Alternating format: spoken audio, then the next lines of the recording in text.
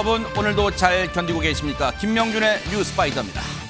대선 사전투표 첫날인 어제 서울의 한 투표소에서 투표용지를 발급받고 밖에서 기다리던 시민이 밥 먹고 들어와서 투표를 하는 해괴망측한 일이 벌어졌다고 합니다.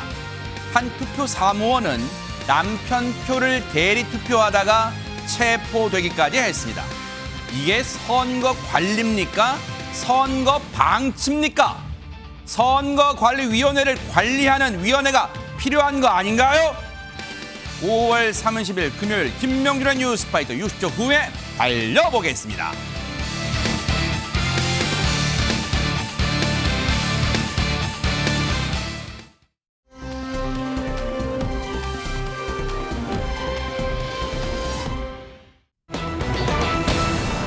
어머나 분위기 바꿔보려 했는데 지금 이 제목이 심상치가 않아요. 안진용 기자님 대체 무슨 일이 벌어진 겁니까? 네, 그제 오후였습니다. 경기도 평택에서 굉장히 충격적인 사건이 발생했는데요. 어머나. 한 차량이 사람을 매단 채 도로를 질주했습니다. 세상에. 그 상황 영상으로 먼저 보고 오시죠. 어머나 네네. 한 일방통행 도로입니다. 네. 달리는 노란색 승합차 앞에 역주행으로 흰색 SUV 한 대가 나타나 지금 저렇게 어머나? 길을 가로막습니다. 저 일방통행 도로잖아요. 그렇습니다. 노란색가 제대로 가고 있죠. 네네. 이 두 차량 잠시 대치하는데요. 저렇게 역주행을 들어온 흰색 차량이 비키지 않고 계속 버팁니다. 결국 저렇게 승합차에서 한 여성이 내려 차를 빼라는 듯 손짓을 해보지만 꿈쩍하지 않습니다. 네. 급기야 한쪽으로 이렇게 비켜 세운 승합차. 이번엔 조수석에서 한 남성이 내리는 모습이죠. 네. 그러더니 역주행 차량으로 다가갑니다. 네. 자, 그런데 멈춰있던 흰색 차량 갑자기 내달리기 시작하는데 지금 보이시나요? 차량에는 한 남성이 매달려 있습니다. 어머머머.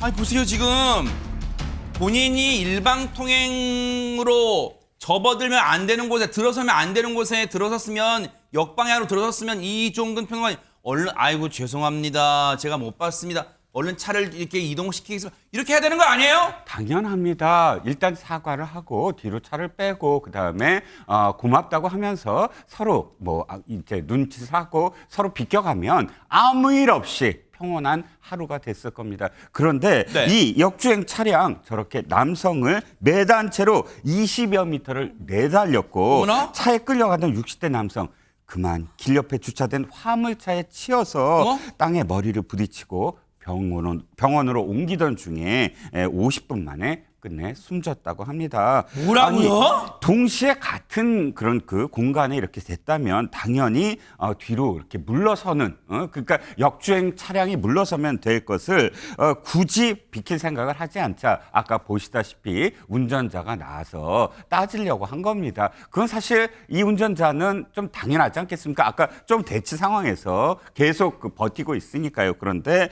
이 역주행 차량으로 다가서자 운전석 창문 붙잡고 좀 이야기를 나누려고 하는 네. 사이에 그만 돌연 출발해서 이런 참사가 벌어졌습니다. 아니 얘기를 듣고도 믿기지가 않아요. 지금 사람이 죽었어요. 사람이 지금 송국근 평론가님. 그러니까 문을 열고 그냥 미안하다 이야기를 하고 내가 왜 역주행을 하게 됐는지 이 여기 도로 사정을 몰라서 그랬다 이렇게 이야기를 하면 될 텐데 네. 아마 그렇게 이야기하지 못한 또 다른 속 사정이 있을 거예요. 그런데 경찰에서 이제 밝혀내야 되는 부분인데 네. 어쨌든 이 매달린 걸 알잖아요. 운전석 옆이니까 알고도 20여 미터를 달렸다는 건 세상에. 일종의 어떤 고의성이 좀 있다고 봐야 되겠죠. 어머. 그냥 실수한 것을 사람이 매달린 거 모르고 간 건 아닐 것 그러니까요, 같아요. 네. 20m나 그렇게 갔고 그래서 물어봤습니다. 그 경찰에서 물어봤죠. 네. 왜 가해자를 매달고 달렸느냐, 네. 도행을 했느냐고 가해자가 물어보니까 피해자를 네. 그러니까 가해자에게 물어본 거죠. 네. 왜 피해자를 매달고 달렸느냐 아하. 이렇게 하니까는 더 싸우기 싫어서 그랬다. 뭐라고요? 더 싸우기가 싫어서 그랬다. 그러니까 말싸움하기 싫어서 그랬다. 그리고 상황을 피하려고 출발을 했다. 그런데 상황을 피하려고 했으면은 거기서 사람을 매달고 출발을 하면 안 되죠. 상황을 더 악화시킨 맞아요. 거죠. 결과적으로 더 악화시킨 거죠. 그러니까 이게 앞뒤가 안 맞는 지금 변명을 하고 있는 것이고 그러면 이제 출발을 하다가 20m까지 갔는데 사람 있는 걸 알면은 차를 멈춰 세워야 될 거 아니냐. 그러니까요. 이것도 또 물어봤는데 가해자에게 그러니까는 이게 말이 안 되는 그런 대답을 하는 겁니다. 이 차에서 떼어내고 싶어서 그랬다. 그런데 달리고 있는데 거기서 계속 달리면 차에서 못 떼어내죠. 이게 달리다가 사람이에요? 서야지. 네. 서야지 떼어내지는 것이죠. 그러니까요. 이게 사람입니까? 최지봉 교수님. 네. 뚫린 입에서 나온다고 다 말이에요. 있다 이 말을 이걸 변명 해명이라고 지금 하고 있어요 지금. 말이 안 되는 거죠. 일단 사람이 자기 차에 있으면 차를 멈춰야죠. 왜 움직입니까? 그러니까요. 어떤 형태로든 사람이 차에 뭐 문을 잡고 있던 어디를 잡고 있던 출발하는 순간 사고가 나는 거예요. 누가 봐도 뻔한 일 아닙니까? 네. 그럼 내려서 사과를 하든지 문제를 말로 풀어야지. 이게 뭐 하는 행동입니까? 떼어내기 위해서 차를 운전을 했다고요? 그건 다칠 걸 이미 알고도 출발했다는 얘기 그러네요. 아닙니까? 네. 아니 누구든 상상할 수 있는 일이에요. 이거는. 그러니까 일부러가 아니라 하고 자기는 그렇게 해명을 할 수 있지만 사람이 차에 있는데 붙잡고 있는데 출발하는 순간 사람은 다칩니다. 맞아요. 그걸 모르는 사람이 누가 있습니까? 맞아요. 어린아이들도 네. 알죠. 또 하나 문제가 되는 게 뭐냐면요. 이 그 60대 남성이 탔던 승합차 운전자 또 다른 동승자들은 목격자들은 뭐라고 얘기하냐면 이 차량이 지금 이제 가해 차량이라고 할 수 있겠죠. 네. 가해 차량이 피해자를 역과를 했다. 역과라는 뜻이 뭐냐면 그 위를 차가 지나갔다는 얘기예요. 밟고 지나갔다는 거잖아요. 그렇죠. 그런 뜻이거든요. 근데 여기에 대해서 지금 가해자라고 얘기하는 분, 이게 운전했던 사람은 부인을 하고 있습니다. 근데 옆에 목격자들은 가해 차량 운전자가 분명히 역과를 했다라고 주장을 하고 있고 이 사람 아니라고 주장을 하고 있는데 문제는 이와 관련해서 경찰이 CCTV를 확인했는데 CCTV 내에서는요 머리를 바닥에 이 사망하신 분이 부딪히는 장면은 포착이 됐지만 역과 여부가 명확하게 확인되지는 않고 있다는 거예요. 그러다 보니까 이제 서로 논쟁이 이루어지고 있는데 네. 역과 여부 등 자세한 사고 경위를 조사하기 위해서 국과수에 이 사건과 관련된 자료들을 제출했다고 합니다. 역과 그러니까 이 피해자가 바닥에 내동댕이 쳐졌을 때 정말 그 피해자를 이 몹쓸 이게 사람이에요? 이 몹쓸 운전자가 자신의 차량으로 밟고 지나갔다는 거 아니에요. 그런데 일단 CCTV 상으로는 확인하기 좀 어려운 상황인데 그렇다 하더라도 이 몹쓸 운전자의 죄가 가벼워질 수는 없을 거 아닙니까? 장유민 변호사님. 네, 맞습니다. 현행범으로 체포됐을 당시에는요, 이 피해자분이 사망하기 이전이었기 때문에 살인 미수죄로 현행범 체포를 했단 말이에요. 그런데 피해자가 사망한 이후에는 그러면 이걸 살인죄로 이 송치를 해야 될지 아니면 이 과실치사로 해야 될지 경찰에서는 상당히 좀 법리적으로 고민을 많이 했다라고 합니다. 그런데 아까 목격자들이 봤을 땐 역과했다. 그러니까 차량이 그 피해자를 좀 지나쳐 달렸다라는 목격자 진술들이 있었잖아요. 근데 국가수에서 1차적으로 구두 소견을 냈는데 거기에서도 비교적 일치된 결과가 나왔습니다. 아마 역과를 한 것으로 보인다라는 게 국가수의 1차 의견인데요. 네. 일단 이런 점을 종합해서 그렇다면 차량이 이 피해자를 위를 지나쳤을 정도라면 사람이 사망할 정도라는 거, 사망해도 어쩔 수 없고 사실상 용인했다는 정도로까지 이걸 미필적 고의라고 하는데 고의성이 경찰 단계에선 있다고 인정을 해서 일단 구속영장을 신청했는데 살인 혐의를 적용했습니다. 이 구속 여부는 오늘 중으로 나올 것으로 보입니다. 장윤미 변호사님이 말씀하시는 가운데 그 와중에 저희 제작진이 알아봤더니 조금 전에 이 몹쓸 인간에 대한 구속영장이 발부됐다는 소식이 들려왔어요.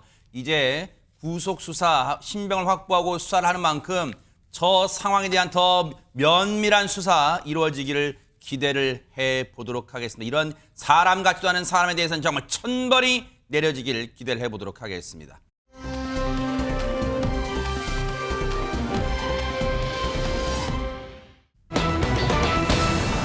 자, 우리 바꿔볼게요. 어머. 당돌한 여자를 부른 서주경 씨 오랜만에 지금 나왔는데 그 다음 얘기가 무슨 말이에요? 안진용 기자님. 자, 지금부터 들려드릴 이야기는 아마도 모두가 처음 듣는 이야기일 겁니다. 왜냐하면 서주경 씨가 그동안 어디에도 털어놓지 않았던 고백을 했기 때문이죠. 오호. 서주경 씨는 당돌한 여자로 한 시대를 풍미한 가수인데 최근에도 MBN 트로트 프로그램을 통해서 후배들과 어우러지는 여전히 전성기 같은 모습을 보여주고 그랬었죠. 있습니다. 자, 근데 이 서주경 씨의 가수 인생은 19살 때 시작이 됐는데 곧바로 빛을 본 것은 아니었어요. 약 10년 정도의 무명 생활을 겪다가 당돌한 여자를 통해서 20대 후반 비로소 빛을 보기 시작을 한 건데 이 29살이라는 나이는 서주경 씨가 빛을 본 나이이기도 하지만 본인 인생의 큰 변곡점이라고 볼 수 있습니다. 그 이유가 오늘의 주제라고 할 수 있는데 네. 서주경 씨는 이렇게 얘기를 합니다. 어릴 때부터 원인 모를 병으로 힘든 날을 보내다 29살 때 신내림을 받았다는 고백이었습니다. 오, 세상에. 아마 시청자분들 뭐라고? 오랜만에 서주경 씨 봐서 반가웠는데 뭐라고? 신내림? 깜짝 놀라신 분들 많으실 거예요. 어찌된 사연인지 더 들어보시고 이어가 보도록 하겠습니다. 365일 꿈을 꿔요. 근데 그 꿈이 앞으로 일어날 일들에 대해서 꿔요. 급성으로 막 하혈을 이유 없이 하고 병원에 갔는데 답이 없어요. 그리고 뭐 혼자 중얼중얼하고 자꾸 누가 옆에서 말하고 거기서 그러더라고요. 그 사람들이 똑같이 얘기하더라고요. 40살 못 넘긴다고. 난 노래해야 되는데 할 일이 태산인데. 그래서 어떻게 해야 되나요? 이만하신 어른이 제 앞에서 작두 탔어요. 그리고 막 빌었어요. 소잡고 돼지 잡고. 저는 원하지 않았어요. 지금 보세요.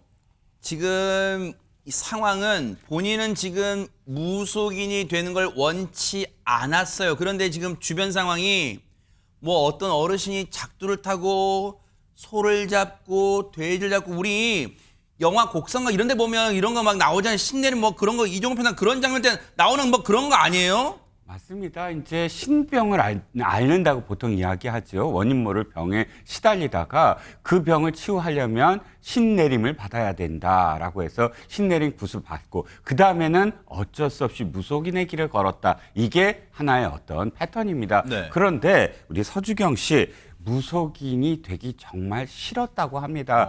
병을 이제 극복하기 위해서 신내림은 받았지만 무속인이 되기 싫어서 그 신내림을 받은 그런 굿부터 굉장히 빌었다고 해요. 제발 무속인이 되지 않게 해주세요 해서 대신 좋은 일 많이 하고 노래에서 번 돈 다 돌려드리겠다라고 이렇게 기도를 했는데 이 기도한 것을 곱게 잘 싸서 사찰 부처님 밑에 모셔 두어 넣고 그렇게 간절함으로 지금까지 계속 가수 활동을 이어나가고 있다고 합니다. 어머 이것 또한 놀라운 게 우리가 장유민 변호사님 뭐 영화나 이런 주제를 다룬 영화가 많이 있었잖아요. 그동안 대한민국에 이런 거 보면 신내림을 또 회피하거나 무속인의 길을 걷지 않은 계속해서 크고 작은 어떤 몸의 병에 막 시달리고 막 그런데 지금 서주경 씨는 그럼 그 이후에는 괜찮은 거예요? 그런데 신내림을 받은 이후에도 이게 유전적 질환이 있다 보니까 계속 병원 신세는 좀 진다라고 합니다. 이제 몸이 좋지 않아서 그럼에도 불구하고 아까 들으신 것처럼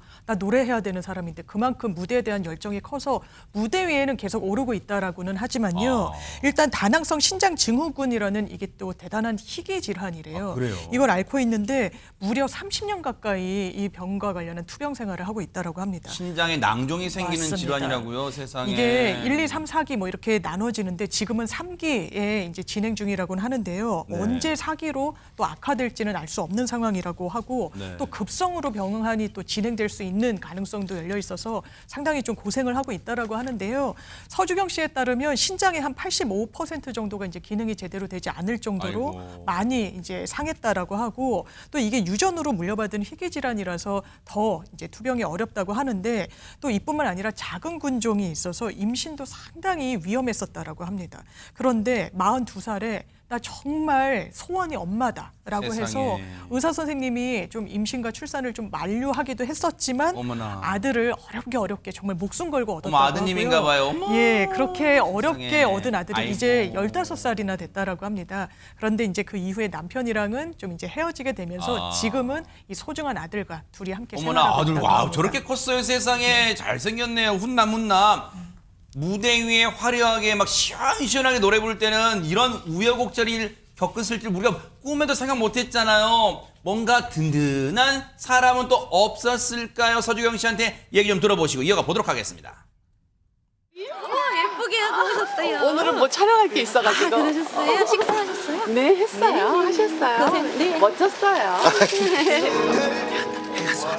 우리 사랑 이제 와서 누구만도 없는 거라고 우리는 끊어서 하지 말고 호흡을 연음을 계속 연결시켜줘야 돼. 가수를 배에다 얹지 말고 가수면 계속 뒷부분 해가지고 계속 끊어버려. 어머님 그 말씀에 수줍어질 때 에야 너를 쳐라 삿대를 쳐라 삿대를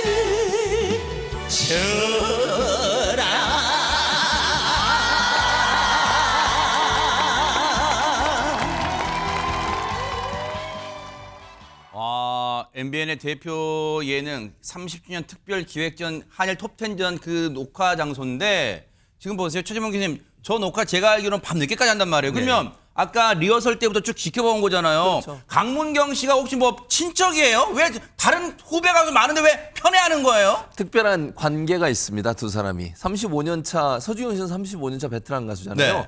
강문경 씨는 5년 차 가수거든요. 어허. 근데 두 사람이 무슨 관계가 있냐? 강문경 씨의 소속사 대표가 서주경 씨입니다. 진짜예요? 예. 그래서 서주경 씨가 사실은 강문경 씨를 영입을 해서 소속사에서 같이 이제 한솥밥을 먹게 된 거죠. 어쩐지 강문경 씨 군기 바짝 들었더라고요. 어쩐지. 아, 대표님 그래? 앞에서 노래 부르잖아. 그러니까. 대표님 아, 앞에서. 이유가 있구나. 네. 그렇습니다. 그런데 사실은요. 강문경 씨를 가요계로 이끌어준 뭐 스승이신데 네. 그 전부터 아하. 뭐 예를 들면 강문경 씨 어려울 때 생활비, 그다음에 의료비 이걸 다 도와줬대요. 그러니까 세상에. 물심양면으로 도와줘서 자기한테는 강문경 씨는 서주경 씨는 어머니 같은 분이래요. 그러고 쉽지 않을 텐데요. 그러니까 힘들고 왜냐면 무명 가수 할 때 너무 힘들잖아요. 세상에. 데뷔하기 전에. 근데 어려울 때 도움을 주고 이러면서 가족처럼 지냈고 그리고 나서 서주경 씨가 6개월이라는 시간을 줄 테니까 너 나랑 같이 한번 같이 해보지 않을래? 라고 제안을 했고 그걸 강문경 씨가 받아들여서 한 회사에서 함께 한솥밥을 먹게 됐는데 서주경 씨는 이렇게 얘기해요. 뭐라고요? 후배 양성을 위해 물색하던 중에 강문경이 눈에 들어왔다고 얘기를 하고 있고 강문경 씨는 주변서 계약 몇 년 남았냐 이렇게 물으면 자기 이렇게 대답한대요. 뭐라고요? 20년 남았다고. 그 정도로 끈끈한 관계가 형성돼 있다고 말씀드릴 수 있겠습니다. 네. 야, 서주경 씨 또 멋진 모습 또 우리가 보게 되는데 귀하게 얻은 아드님을 위해서라도 또 그리고 서주경 씨의 후원과 사랑을 기다리는 많은 후배 가수들을 위해서라도 이제부터 건강 잘 챙기시기를 뉴스파이트가 진심으로 응원하고 기원해 보도록 하겠습니다.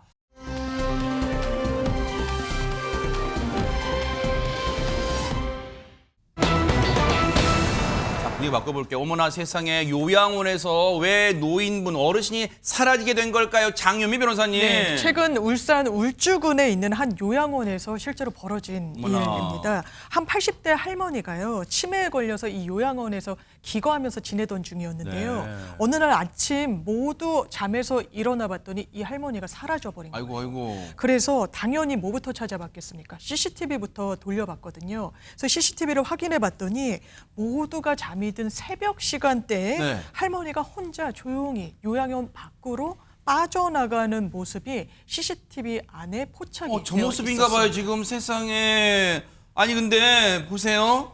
치매를 앓고 계시다. 그냥 어르신 정정하신 어르신도 새벽에 나가셨다면 걱정하고 막 찾을 거 아니에요. 근데 치매를 앓고 계신 분이라 더 걱정돼요. 빨리 찾아야 될 거 아니에요. 그러니까 요양원 측은 즉각적으로 신고를 했습니다. 아하. 그래서 경찰이 출동하고 소방대원들이 출동을 했는데 구조대가 출동을 했는데요. 사실 이게 요양원 근처가 워낙 인적이 드문 곳이래요.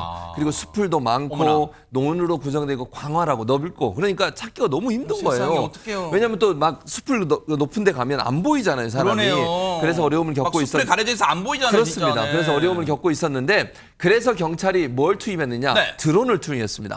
경찰 드론 팀이 있거든요. 드론을 투입해서 실종자를 찾는데 아주 빠르게 할 수 있는 방법 중에 하나는 열화상 카메라예요. 야. 밤에 나가고 이러면 안 보이잖아요. 잘 또. 그러네요. 그럴 경우에는 열화상 카메라를 통해서 사람의 인적, 열을 감지해서 어디에 어떤 생명체가 있는지를 발견하거든요. 그래서 경찰 드론이 투입이 됐다고 하고요. 네. 이 경찰 드론이 열화상 기능을 탑재하고 있어서 빠르게 이 할머니를 찾을 수 있었습니다. 야, 근데 찾았다는 말이 믿기지가 않는 게 보세요.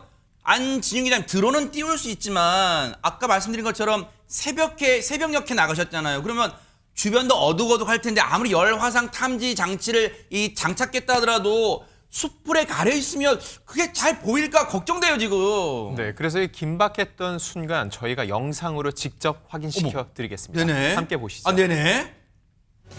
자, 앞서 보셨던 장면이죠. 80대 치매 할머니가 몰래 요양원 밖을 나가 실종되는 과정입니다. 세상에. 자, 이에 경찰관과 소방구조대 등이 투입돼 실종된 할머니를 찾았지만 광활한 숲과 논으로 인해 수색에 난항이 넓다. 있었는데 자, 지금 보시는 것처럼 이들을 돕기 위해 경찰 드론 팀이 동원되던 그때 네. 지금 보시죠. 저 동그라미 부분. 다행히 드론으로 덤불 속에 있던 할머니를 발견하게 됩니다. 어머나, 지금 어머나, 어머나. 할머니가 움직이는 모습 보이시죠? 어머나. 자, 이게 가능했던 이유는 아까 말씀드렸다시피 열 화상 기능이 탑재돼 있었기 때문에 세상에. 풀섭에서 이 열섬이 움직이는 것을 발견해서 실종된 할머니를 찾을 수 있었는데, 근데 할머니의 노력도 있었습니다. 이 할머니 길을 헤매는 과정에서 손을 흔들고 있었다는 거죠. 세상에 아니 저 실종되셨던 어르신을 빨리 발견된 게 천만다행인데 이종근 평론가님 네네. 아니 근데 진짜 저 어르신 왜냐면 아무 요즘 낮 기온이 높아도 그렇죠. 새벽녘은 일교차가 뭐 심해서 엄청 낮잖아요. 제 저체온증도 막 걱정됐었던 그런 순간이에요. 그럼요. 지금 덤불이 차량도 들어가기 힘든 덤불이 있었다고 하지 않습니까? 그러면 새벽녘이면 이슬도 많고요. 그러네요. 굉장히 추웠을 거예요. 맞아요. 그런데 천만다행으로 6시간 만에 구조된 이 할머니 세상에. 건강엔 큰 지장이 없었다고 합니다. 네. 이렇게 빨리 찾을 수 있었던 건 어쨌든 드론.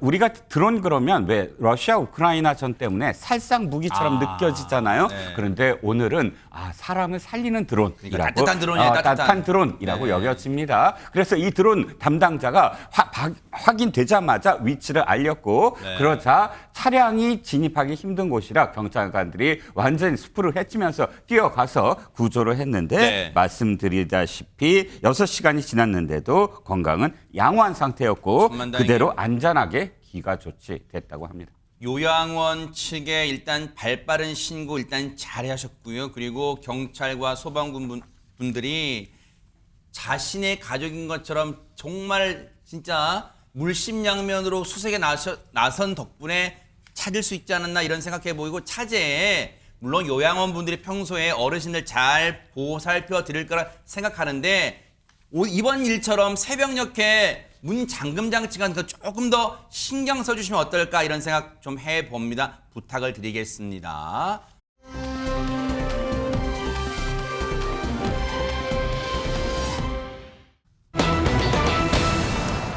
사전투표 오늘이 이틀째, 뭐 오늘까지예요. 이틀째라고 한 거 아니라 오늘 마지막이에요. 지금 아마 이제 뭐 마감됐어요. 투표는 마감됐지만 그런데 아마 분통 터지신 분들 많을 거예요. 사전투표하면서 안진영 기자님 왜 그럽니까? 네, 투명한 선거에 대해서 어느 때보다도 관심이 높죠. 근데 사전 투표가 진행된 첫날인 어제 서울 신촌의 한 투표소에서 투표용지 30장에서 40장 정도가 외부로 유출되는 일이 발생을 했다는 겁니다. 과연 어찌된 영문인지 영상으로 확인해 보시죠. 이거 레알이에요, 이게 진짜? 투표소 앞에 줄을 선 사람들의 손에 들린 흰 종이와 갈색 봉투 보셨나요? 어머? 자, 관외 투표자들에게 지급되는 사전투표 용지와 회송용 봉투인데요. 어머? 해당 투표소에 관외 투표자가 몰리면서 신분 확인 후 투표용지를 받은 후에 외부에서 한참을 대기하는 상황이 벌어진 겁니다. 세상에. 아니 근데 그러면 저 상황이라면 우리가 상상을 해보면 장유미 변호사님 저 투표용지 들고 밖에 기다리다가 나 배고파 너무 줄이 길어 밥 먹고 오자. 그럼 밥 먹으러 가도 되겠네요 지금? 그랬다는 보도까지 나오고 있죠. 어머나. 왜냐하면 관내 투표소에 너무 이제 사람들이 많이 몰리니까 건물 밖으로도 줄을 막 선 거예요. 그러면 최소한 투표용지는 이 투표 기표함에 들어가기 어머 직전에 잠깐만 투표 다 들고 지금 투표 들고 있는 있어요 거예요. 투표용지를? 이걸 미리 배부를 한 거예요. 원래는 이 부분을 정말 이 선거하기 직전에 교부해야 되는 게 원칙입니다. 선거법에도 그렇게 돼 있는데 네. 그러니까 줄이 길어지면 저희 뭐 다를 때도 줄 서면 그러잖아요. 야 우리 밥 먹고 오자 이러잖아요. 그러니까 이 중에 일부 분들은 밥을 먹고 왔다라고도 전해지고 있는 상황이에요. 그런데 이게 아까 말씀드렸다시피 공직선거법에는요. 투표용지를 받은 후에는 기표소에 들어가 기표해야 한다라는 규정이 있습니다. 네. 물론 바로 기표소로 들어가지 않고 뭐 중간에 샜다고 해서 뭐 처벌을 한다거나 이런 규정까지는 없지만 왜냐하면 이런 상황 자체를 상정하기가 좀 어려우니까요. 그렇지만 선관위에서 관리 부실이라는 비판을 좀 자초한 측면은 있는 것 같습니다. 아니 일단 송국권 평론가님 중앙선관위가 있고요. 과천에 각 지역 선관위가 있겠지만 각 지역 선관위한테 지금 책임을 떠넘길 사안이 아니잖아요. 지금 중앙선관 제정신이야 지금 뭐 하는 겁니까 이거? 그러니까 지금 선관위에 대해서 여러 가지 논란들이 있잖아요. 뭐 직원들 뭐 자녀를 특혜 채용했다 이런 것도 있고. 네. 그전에 저 2022년 됐을 때 소쿠리 투표. 네. 소쿠리 투표 있었죠. 그래서 정말 이번에는 희대의 이것은 또 사건이었죠, 네. 그런데 이번에 또 밥그릇 투표. 뭐 네. 이런 식으로까지 어떤 그 질타를 받고 있어요. 선관위가. 근데 선관위가 이번에는 정말 정신을 똑바로 차리셔야 되는 이유가 있습니다. 저 말이 왜냐하면 듣자가 저희 말이 돼요. 투표용지를 버젓이 들고 있잖아요. 밖에서 지금.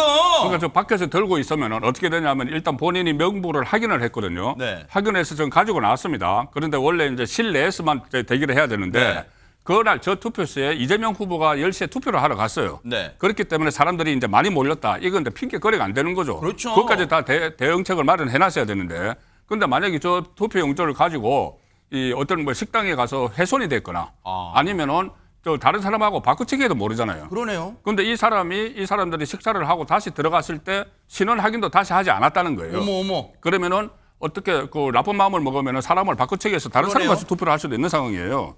그런데 이거를 지금 선관위는 그 큰 대수롭지 않은 것처럼 다행인 것은 다행이다 이러면서 투표하면은 용지하고 투표 명부하고 사람 수가 똑같기 때문에 사고가 발생하지 않아서 다행이다. 이게 진짜 이거 할 말이에요? 이런 식의 이야기를 하고 있어요. 사고가 날 가능성이 충분히 있었고, 그럼 투표에서 이런 사고가 나면은 가뜩이나 지금 부정선거론으로 굉장히 떠들썩하잖아요. 일부에서. 네. 그런 상황인데 이번이 어떻게 보면 선관위가 본인들의 그 명예를 회복할 수 있는 기회입니다. 이번 대선이. 네. 그런데 사실상 이번에 조기 대선이 치러지는 이유 중에 하나도 윤석열 전 대통령 입장에서는 네. 부정선거 이야기까지 했잖아요. 그래서 파면이 됐고 조기 대선이 치러졌기 때문에 이것이 본인들의 명예를 회복하고 그런 것은 없다는 것을 국민에게 안심시켜 줄 수 있는 이런 기회가 되는데 이 기회를 오히려 본인들이 발로 차버리고 그다음에 나중에 해명하는 것도 변명처럼 들리는 그런 상황이고 또 하나는 네. 지금 그 사전투표가 선거 문화의 하나의 자리를 잡았습니다. 자리를 잡아서 네. 이번에 역대 최고 투표율, 물론 지금은 이제 조금 떨어졌지만 네.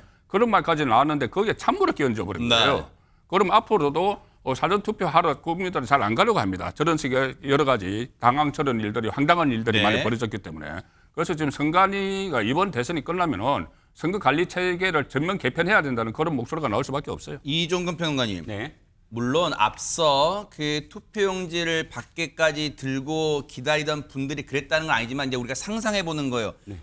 그분들이 이제 밥 먹으러 가갖고 다시 들어갔을 때 앞서 말씀드렸지만 재차 신분 확인 검사 안 했다는 거 아니에요? 그러면 그분들이 만약에 상상이지만 야, 나 이거 투표용지 들고 나왔는데 아무런 제지도 안 해. 그러면 봐봐. 야, 이거 너한테 줄게. 나한테 얼마 줘.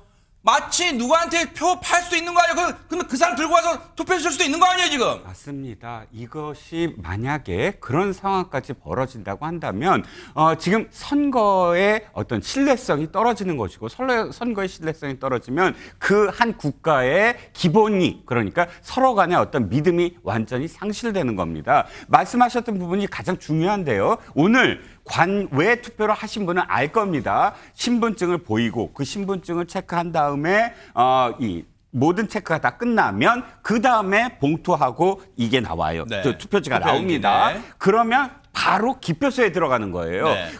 나의 신분증을 확인하지 않으면 못하면 이걸 받을 수가 없어요. 그러면 완벽하게 그 모든 것이 다 끝난 상태에서 기표만 남았는데 네. 그 직전에 사람들이 많다고 다 대기시키고 대기가 많으니까 밖으로 나가니까 그것을 통제 관리를 못하는 상황이 벌어지니까 밥 먹으러 가고 뭘 하고 그러면 다시 들어갔을 때 최소한 그 사람이 동일 인물인지를 그렇죠. 다시 확인을 해야죠. 그런데 아니 이미 한 번 했다고 안 한 거예요. 그러니까 이 투표용지를 들고 있다는 행위 자체는 나 이미 내 신분을 다 확인했습니다. 이렇게 되거든요. 아하. 그러니까 일단 관외로 나가게 하는 건 무조건 안 돼요. 그렇죠. 그건 법적으로도 안 되고 네. 불가능한 것인데 거기서부터 모든 것들이 다 어긋났다는 겁니다. 그런데 최재만 교수님, 아마 뉴스 접하신 분도 계실 거예요. 사전투표 전날인가 중앙선관위가 자기들 자체적으로 모의투표 시연까지 해봤다면서요. 그러면서 이번 선거 아주 철저하게 관리할 수 있는 자신감이 있어. 그랬다면서요. 지금 뭐 한 겁니까 지금? 그러니까 잘못된 거죠. 관리를 저렇게 하면 안 돼요. 그러니까 괜히 국민들한테 뭐 신뢰를 떨어뜨리는 행동이잖아요. 그리고 좀 길이 줄게 서 있다고 칩시다. 왜냐하면 지금 문제가 발생한 게 뭐냐면 사람 그 신원 파악하는 부분에 그건 기가 좀 많고 기표수가 적어서 이런 일이 발생했대. 그러면 아니 좀 기다리더라도 기표에서 사람 나오면 그 다음 사람 확인하고 들어가면 되잖아요. 굳이 그걸 머리 먼저 줘가지고 그걸 들고 밖에 나가겠다? 그거 자체가 잘못된 거예요. 그러니까 선관위가 이거는 관리를 잘못한 거예요. 물론 본인들은 해명하기로 뭐 선관위 직원이 거기 없었다고 그러지만 그건 이유가 안 돼요. 그러면 안 되죠. 관리를 하는 사람들에 대한 교육을 똑바로 했었어야죠. 버젓이 보세요. 그러니까 우리 네. 사전 투표해 보신 분들 아시겠지만 선관위가 뭐라고 돼 있어? 기표소 보면 투표용지 촬영하면 절대 안 된다고 거기 기표소 천막에 써놨어. 그렇게만 써놓으면 뭐 지금 보세요. 버젓이 밖에서 투표용지 찍고 있잖아 지금. 그러니까 저게 바로 사람들이 저걸 들고 밖에 나가게 만든 이유 때문에 저런 거예요. 그러니까 저걸 하지 말았어야 되는 행동을 한 건 분명한 거고 선관위가 관리를 못한 것도 당연하고요. 당연히 사과하고 해명하고 다시는 저런 일이 벌어지지 않도록 해야 돼요. 아까도 말씀드린 것처럼 사실은 기표소가 숫자가 적으면 신원 확인하는 과정을 기표소 한 사람이 나오면 그 다음에 하면 되잖아요. 네. 기다렸다 하면 되는 걸 왜 미리 해가지고 저런 불필요한 논란을 불러일으키는 도저히 이해가 안 되고 앞으로 저런 일이 발생하면 절대로 안 된다고 생각합니다. 근데 여기가 다가 아니에요. 세상에 여러분 우려가 현실에게 내 표로 다른 사람의 이 투표를 한다는 게 말이 그러니까 대리 투표 쉽게 말하면 대리 투표가 가능한 일이 지금 벌어졌다면서요 지금. 어디서 벌어졌냐면 이게 서울 강남구의 한 투표소에서 이런 일이 벌어졌어요. 60대 여성인데 네. 이 여성이 남편 신분증으로 투표를 한 거예요. 오후 1시에. 근데 그럴 수 있었던 이유가 있어요. 이 사람이 선거 관리인으로 일을 하고 있었어 그 안에서. 뭐라고요? 그러니까 자기 고양이한테 생선을 맡긴 꼴이 돼버린 거죠 결국은. 와 그러니까 이런 해괴망측한 일이 있어 진짜. 그러니까 이것도 그러니까 선거 관리인을 선발할 때도 저는 문제가 있다고 보는데 이걸 잘 관리해야 하는 게 저는 필요하다고 보는데. 이게 말이 남편 신분증 대리 투표한다는 게 말이 돼 이게 지금. 그러니까 상식적으로 이해가 안 되는 거죠. 근데 이 사람이 선거 관리인으로 일을 하다 보니까 이 사람이 자기 게 아닌데 자기 거인 것처럼 투표용지를 인쇄를 해가지고 그걸 들고 가 투표를 한 거예요. 그리고 나서 자기 신분증을 가지고 오후 5시에 4시간 후에 네. 다시 또 투표를 하려고 한 거예요. 그걸 참관인들이 보고 있었던 거잖아요. 그러니까 강남구 소속 공무원이었던 것 같아요. 공무원이니까 이제 그 투표 관리인을 하잖아요. 선거 관리인을. 그 과정에서 본인 남편 신분증으로 몰라 본인 남편이 왜 투표를 못했는지 모르겠지만 네. 2번 하려고 시도를 한 거 아닙니까? 이런 일이 벌어졌는데 간이 배 밖으로 나왔네, 진짜. 다행히 그 참관인들이 보니까 저 사람 분명히 아까 했는데, 했는데 그랬을 왜 거 또 아니에요. 하지? 네. 그래서 문제를 제기한 거예요. 그래서 경찰이 적발이 됐고 수사를 하고 있다고 합니다. 아니 송국건평론 선관위는 부정선거를 주장하거나 의심하는 사례가 나올 때마다 전 세계적으로 선진 시스템, 선거 시스템 갖고 있고 해외 수출까지 한다고 매번 자랑하는데 이런 후진국적 선거가 어디 있어요, 이거 지금? 그러니까 선거 시스템 아무리 좋은 거 가지고 있으면 뭐합니까? 그 활용을 할 줄 그러니까요. 모르는데 활용을 할 줄 모르고 거기에 어떤 뭐 성의도 없고 가령 예를 들어서 지금 2번 투표를 한 중복 투표를 한 남편분까지 하려고 한 사람이 60대 그 공무원이에요. 계약직 공무원인데 네. 강남구청의 그 보건소에서 일하는 공무원입니다. 네. 그런데 그 선관위 위원들이 선관위 직원들이 전부 다 할 수가 없기 때문에 이런 선거를 하면은 그 구청에는 공무원들을 파견을 받아요. 파견을 받는데 하필 이 공무원은 중복 투표 시도를 한 공무원은 조금 전에 이제 선거관리원으로 등록을 했다고 했는데 선거관리원 중에서도 신원 확인을 하는 거예요. 그거 가면 그 역할 분담이 돼 있지 예, 않습니까? 있어요, 네. 그 처음에 이제 들어가면은 신원을 확인하죠. 주민등록증이나 그렇죠, 신분증 그렇죠. 내면은 이 사람이 맞는지 얼굴 확인하잖아요. 맞아요. 그 일을 했다는 거예요. 그 일을 하니까 어떻게 그 본인이 그 여성이고 남편이 남성인데 그걸 가능했느냐? 그럼 다른 사람이 신원 확인하면 성별이 다르기 때문에 아예 안 되죠. 네. 그런데 본인이니까는 본인이 그러니까 셀프 확인을 한 거예요. 자, 이런 상황인데 그러면은 여기에 가서 선관위는 아무 책임이 없느냐? 이런 문제에 대해서 그 어떤 사전에 교육도 충분히 시켰어야 되고 그러니까요. 만약에 그 선거 관리하는 공무원들이 부정이 저지르면은 어떻게 된다는 거. 그 부분도 확실해서 징계 처벌 수위 같은 것도 다 교육을 하고 내보냈어야 돼요. 네. 그런데 가령 그런 교육이 있었는지가 또 맞아요. 그 논란이 될 것이고 네. 또 하나는 네. 남편 왜 남편 대신 했느냐? 그럼 남편도 이 부분을 알고 있었느냐? 아하. 이 부분까지 그 해야 되고 네. 그것이 어떤 정치적 목적이 있는지까지도 이제 경찰 조사에서 다 밝혀내야 될 부분이죠. 자, 때마침 법조인이신 장윤미 변호사님이 나와 계시잖아요. 이거 결코 가볍게 넘길 사안이 아니잖아요. 아이고 죄송해요. 하다가 아이고 몰라 나 걸렸네. 아이고 다음부터 안 그러게. 이렇게 넘길 사안이 아니잖아요.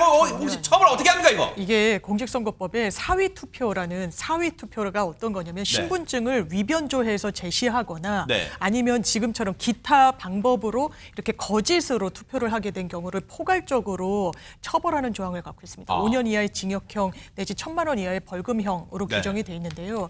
또 그 해당 조항의 2항을 보면 이게 해당 공무원이 또 이런 행위를 한 경우에는 가중해서 처벌을 하도록 되어 있습니다. 어허. 왜냐하면 선거 질서를 완전히 훼손하는 그러네요. 거예요. 심지어는 비난 가능성이 더 높은 게 이 사람 같은 경우에는 본인이 한 구성원으로서 선거가 공정하게 치러져야 될 이런 부분을 맡았던 사람입니다. 그런데 오히려 선거를 혼탁하게 하는데 어떻게 한 명이 두 개의 투표에 기표를 할 수가 그러니까요. 있습니까? 대단히 문제가 있는 사안이고 그러니까 바로 현장에서 적발되고 이런 꼼수를 부리거나 이런 위법행위를 할 수 있다고 그것도 공무원인 분이 대담하게 생각했다는 것 자체가 와. 어떻게 보면 충격적입니다. 어떻게 간이 배 밖으로 이런 짓을 할 수가 있어요. 근데 이번 사전투표 때 지금 너무나 황당한 주장도 나왔다면서요. 뭡니까? 안진용 기자님.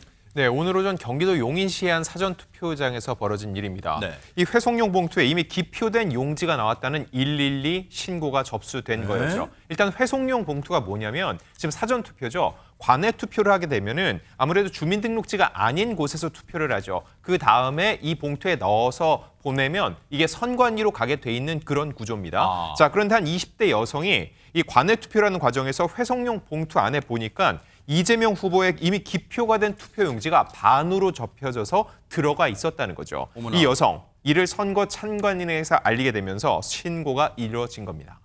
이해가 안 돼요. 도저히 요만큼이라도 이해를 해보려고 하지만 정말 지금 분노가 치미는 상황이에요. 당시 상황 영상으로 좀 보시고 이어가 보도록 하겠습니다. 저분이 투표를 기다리고 있었는데 대기하고 있었는데 이렇게 보니까 안에 이렇게 종이가 이렇게 접혀 있었대요. 자, 이것은 아까 이게 열려져 있었죠, 이게. 이것은 이제 공개된 투표지로 찍어주세요, 이거. 공개된 투표지. 무효처리. 찍어서 무효처리하고. 이거 봉투 발급하는 무효처리. 이게요. 소중한 한 표가 날아갔다 이 차원으로 끝날 게 아니라 이렇게 되면 장윤 여사님 선거 이번 대선 전반적인 신뢰가 바닥까지 떨어지는데 지금 저게 지금 역할을 하는 거잖아요. 왜냐하면 이게 좀 있을 수가 없는 일인데요. 제가 오늘 버스를 타고 오면서도 뒷자리에 앉은 이번에 첫 투표권을 부여받았다고 이제 학생들이 이야기를 네네. 나누는데 저 뉴스를 거론하면서 투표를 안 하기로 했다는 이야기를 하는 거예요. 세상에. 그래서 제가 상당히 좀 놀랐는데 지금 선관위에서는 지금 보신 것처럼 일단 개표가 되고 공개가 된 거는 쓸 수가 없습니다. 그거는 관련 규정에 따라서 무효표로 처리를 해야 돼요. 그리고 112 신고가 들어갔기 때문에 경찰이 현장을 수습하러 그 당시에 출두를 했었습니다. 네. 그런데 뭐가 문제냐면 이 20대 여성이 아마 자작극을 한 게 아니냐라는 게 지금 선관위가 내린 잠정 결론이에요. 왜 그러냐면 네. 관내 투표도 관내 투표도 마찬가지입니다만 일단 신분 확인을 합니다. 그리고 투표 용지를 출력을 한단 말이에요. 네. 그래서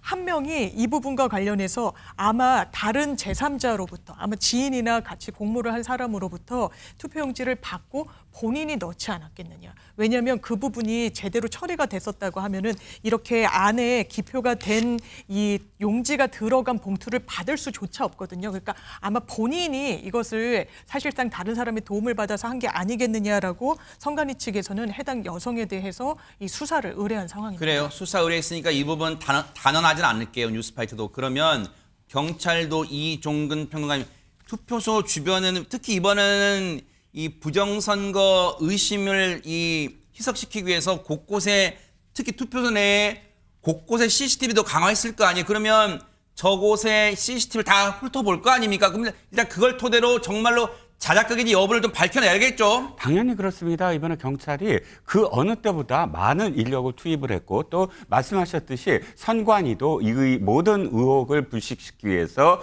CCTV를 어디 설치를 하고 총 CCTV도 어떻게 공개를 하고 하는 어떤 계획을 다 세우고 발표도 했습니다. 그렇기 때문에 다른 부분보다 이 부분만큼은 조속한 어떤 그런 수사가 가능할 것 같고요. 하지만 그럼에도 불구하고 여전히 선관위의 이 관리 부실이 이런 결과까지 낳는 게 아닌가라는 그런 판단을 하지 않을 수가 없습니다.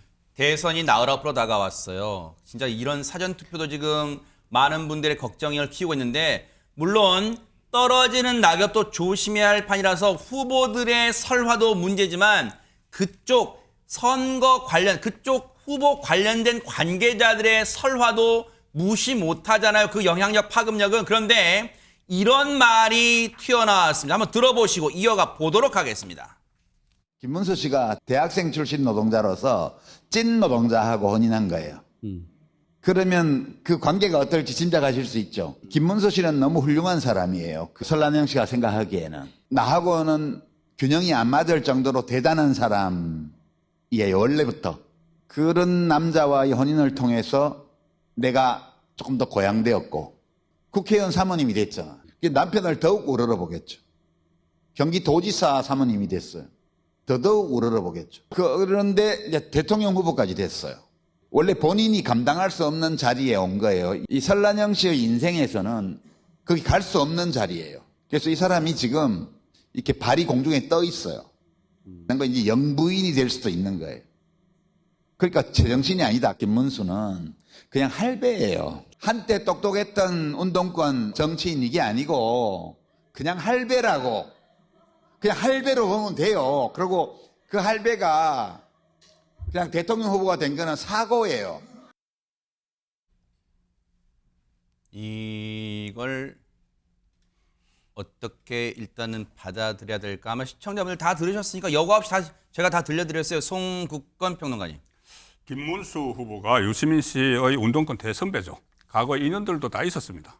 그런데 지금 그 대선 후보가 됐고 상대 진영의 대선 후보가 된 것이죠.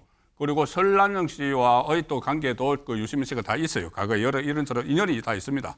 그런데 지금 김어준 씨 방송에 나와서 저렇게 이야기하는 것이 이제 선거가 막판에 다가오니까는 어떤 이제 흠집을 내기 위해서 후보자의 배우자를 흠집을 내기 위해서 저런 이야기를 꺼냈는데 저거는 상당히 문제가 있습니다. 일단은 어떤 뭐 여성 비하도 되고 학력 비하 그리고 또 노동자에 대한 비하 뭐 어떤 생산직에 대한 이런 그 비하를 시킨 것도 있고 또 노인 비하도 지금 됩니다. 조금 전에 그냥 자기 할배 이렇게 이야기하잖아요. 할배가 됐다.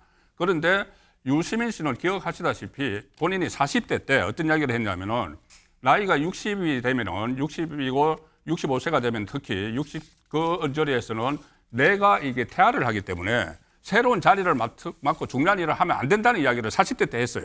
근데 본인은 지금 본인이 60대 후반에 됐습니다. 60대 후반에 됐는데 지금도 과연 그런 생각인지 이것이 상당히 궁금하고 그리고 또 특히 지금 논란이 되고 있는 부분이 학력 부분이잖아요. 학력 부분인데 본인이 노무현 재단 이사장을 했습니다. 근데 우리나라 이거 학력 사회를 깨부신 인물, 대표적인 인물이 노무현 전 대통령이에요. 그리고 권양숙 여사도 있습니다. 네네. 그러면은 그때는 그 고졸 학력 대통령에 대해서 과연 어떻게 생각을 했는지 이런 부분들도 조금 따져봐야 될 대목인데 네. 특히 이것이 과연 그 유시민 씨의 이런저런 물론 개인적인 생각을 이야기를 한 거지만은 진보 진영 전체에 지금 좀 그런 식으로 어떻게 평등을 주장을 하면서도 좀 서로 이제 계급화를 하는 그리고 뭐 양성평등을 주장을 하면서도 여성을 좀 비하를 하는 네. 이런 것들이 저변에 깔려 있어서 나온 발언은 아닌가도 한번 살펴볼 필요가 있다고 봅니다. 김문수 후보 이종훈 평론가님. 네네. 김문수 후보 이 얘기 못 들었어요? 아직도 그럼 모르고 있어요? 아니 그렇지 않습니다. 이미 김문수 후보는 페이스북에 이 발언과 관련돼서 이렇게 얘기했습니다. 설란영이 김문수고 김문수가 설란영이다. 인생에서 갈 수 있는 자리가 따로 있고 갈 수 없는 자리가 따로 있나? 나는 그렇게 생각하지 않는다. 또 내가 2년 반의 감옥 생활을 하는 동안 묵묵히 곁을 지키며 희망과 용기를 주던 강인한 아내, 서점을 운영하며 생계를 책임지고 하나뿐인 딸 동주를 바르게 키워낸 훌륭한 엄마다. 이렇게 얘기를 했는데 사실 이 부부의 그 결혼은 운동권 내에서는 전설입니다. 이 설란영 여사가 단순히 지금 유시민 씨로부터 무슨 고졸 출신이라고 비하당할 사람은 아니거든요. 순천여고를 나와서 지금 세진전자에 들어가서 노조위원장이 된 것만이 아니라 그야말로 김문수라는 정치인이 정말 정치인으로 자리 잡기까지 엄청난 내조와 또 도리어 더 많은 어떤 그런 이 역할을 했다라는 게 이미 다 알려진 사실인데 네. 그것을 유시민 씨가 그것도 아니 다른 사람도 아닌 유시민 씨가 네. 함께 민가협 활동도 설란현 씨와 함께 네. 했던 유시민 씨가 저렇게까지 폄하를 한다는 건 네. 그야말로 유시민 씨의 인성에 대해서 생각하지 않을 수가 없다는 겁니다. 그래요, 뭐 유시민 씨는 대단한 사람이죠. 네, 아주 대단한 사람이에요, 유시민 씨. 그래요. 김문수 후보는 이제 저렇게 얘기를 했고요. 민주당 입장 들어보고 우리 최재명 교수님 얘기 드릴게요. 민주당 입장이 있고 그 최재명 교수님 들어보겠습니다. 민주당이 뭐라고 했는지 좀 들어보시고 이어가 보도록 하겠습니다. 국회의원들을 포함한 우리 당원들 모두가 이런 발언 하나하나에 스스로가 조심해야 된다는 입장을 갖고 있고요.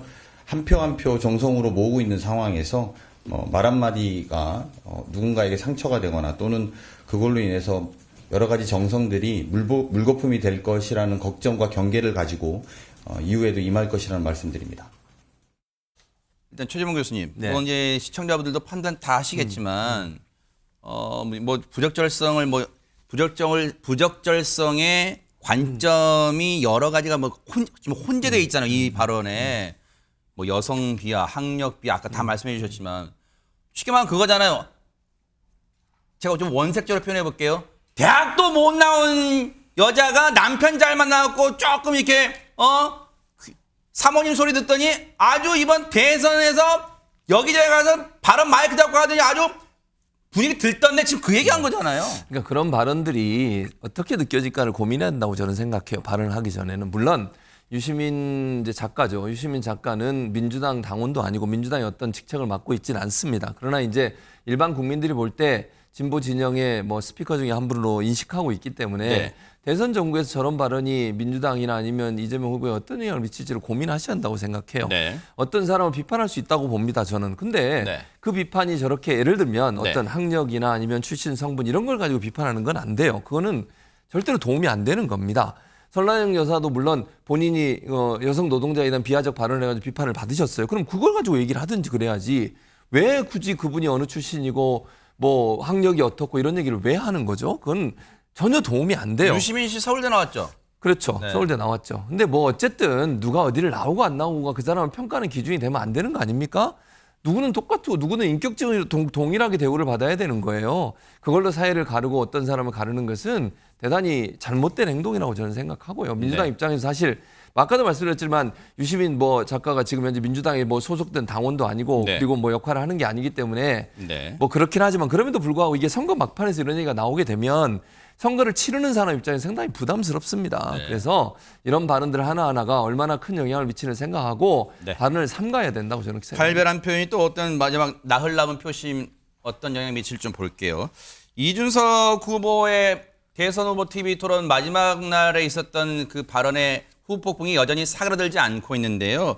지금 장윤미 변호사님, 민주당이 이준석 후보의 의원직 제명까지 추진하고 있다면서요. 네, 그런데 민주당이 추진한다기보다는요. 이걸 대표 발의한 그 징계안 발의를 한 정당은 진보당이고요. 이 조국 혁신당 의원 12명이 이름을 올린 데 반해서 민주당 의원은 4명의 이름을 올렸습니다. 다만 같이 합류했군요. 네. 예, 같이 이제 합류를 했고 이제 주도를 한 건 좀 진보당으로 보이는 측면이 네네. 있는데 김민석 민주당 선거대책위원장이 이런 표현은 했습니다. 이준석 후보를 향해서 거짓을 거짓으로 덮고 있고 허위를 허위로 덮어온 네. 이제 개장수다. 왜냐하면 본인이 이제 양두구육 얘기를 했기 때문에 네네. 그 이후부터 이제 개장수의 비유가 되는데요. 네. 이런 개장수의 퇴장은 결국 대선 후에는 친정인 국민의힘 의원들의 찬성표, 징계 찬성표에 힘입은 국회의원 제명으로 이루어질 것이다라고 일갈했는데요. 네. 일단 국회의원 제명 요건은 재적 의원 3분의 2의 찬성이 필요합니다. 그러니까 총 200명 이상의 찬성이 나와야 하는데요. 아무래도 지금 징계안이 또 이 의원 제명안이 국회에 회부가 된 이런 상황 속에서 이 아마 국민의힘 쪽에서도 찬성표가 많이 나오지 않겠냐라는 전망이 나온 것으로 보입니다. 자신의 의원직 제명 움직임에 대해서 조금 전에 정말 진짜 조금 전이에요. 이준석 후보가 기자회견을 했어요. 긴급. 자, 얘기 들어보시고 이어가 보도록 하겠습니다. 윤석열은 정권 잡고 나서 저를 죽이려 들더니 이재명은 정권 잡기도 전에 저를 죽이고 시작하려는 것 같습니다. 저는 죽지 않습니다. 분연히 맞서 싸우겠습니다. 닭의 목을 비틀어도 새벽은 온다 하셨던 김영삼 전 대통령의 말씀을 기억하겠습니다. 그리고 노무현 대통령께서 사랑하셨던 상록수 가사처럼 깨치고 나아가 끝내 이기겠습니다. 상록수 가사가 뭐 매번 여기저기 인용되는데 어쨌든 송국근 평론가님 어떻게 들으셨습니까? 일단 본인의 입장에서는 저것이 마치 보복을 당하는 것처럼 그렇게 이야기를 하지만은 저는 자성자박을 했다고 봅니다. 민주당도 지금 양쪽을 두 가지를 따로 봐야 돼요. 이준석 후보가 전 국민이 지켜보는 어린이도 지켜봤을 수도 있는 그 TV 토론에서 그런 그 거론을 한 것, 그 폭언을 한 것은 본인이 다 책임져야 될 부분이고 그런데 그것을 말하게 된 계기가 이제 이준석 후보의 자녀 문제지 않습니까? 자녀 문제도 그런 부분들도 어떻게 보면은 이재명 후보가 그 전에 했던 말이 좀 이번에 새로 확인된 거하고 바뀐 부분들도 있어요. 그러니까 예를 들어서 뭐 그 불법 도박 같은 경우에 2022년 대선 때 논란이 됐을 때 한 1,000만 원 정도라고 했는데 이게 지금 23배가 됐어요. 2억 3천이 됐으니까. 그렇죠. 네. 이런 부분들도 이제 유권자들이 다 판단을 하는 상황인데 네. 특히 이번 사안을 놓고 이준석 후보와 이재명 후보 쪽이 부딪히는 상황을 놓고 네. 우리나라 그 여성 유권자들이 네. 굉장히 지금 분노를 하고 있거든요. 그래서 조금 전에 유시민 그 전 이사장의 그런 여성 비하 발언 네. 이것과 연결해서 이번 대선에 상당한 영향을 미칠 수밖에 없을 것 같습니다. 요새 이제 각 후보 진영마다 선거 유세 지원 나온 분들 많잖아요. 근데 이런 일도 있었다면 다음 영상 보시고 이어가 보도록 하겠습니다. 제발 이번 이재명 후보 찍어주셔야 합니다. 김문수 후보입니다. 진짜 죄송합니다. 이번 김문수 후보 찍어주셔야 합니다. 2번입니다. 그러니까요. 참 김문수 후보 입장에서는 씁쓸하겠네요. 안진영 기자님 어떻습니까? 네, 일단 뭐 안철수 의원 같은 경우 한번 틀렸죠. 그리고 사회자가 바로잡는 과정에서 2번이 맞는데 1번이라고 또 틀리는 그러니까요. 상황이 벌어졌는데 사회자도 틀렸어요 지금. 네, 아무래도 이번이 조기 대선에다가 또 이제 단일화를 둘러싼 여러 가지 내용들이 많았기 때문에 저런 식의 또 해프닝이 계속적으로 벌어지는 것 같습니다. 네. 지금 나흘 앞으로 이제 오늘도 거의 다 갔어. 이제 내일이면 주말 거치면 사흘 앞으로 이제 거의 3일 정도밖에 안 남아요. 막판에 어떤 변수가 물론 그런 게 바람직한 건 아니니까 선거가 정말 잘 치러지길 또 기대를 해 보도록 하겠습니다.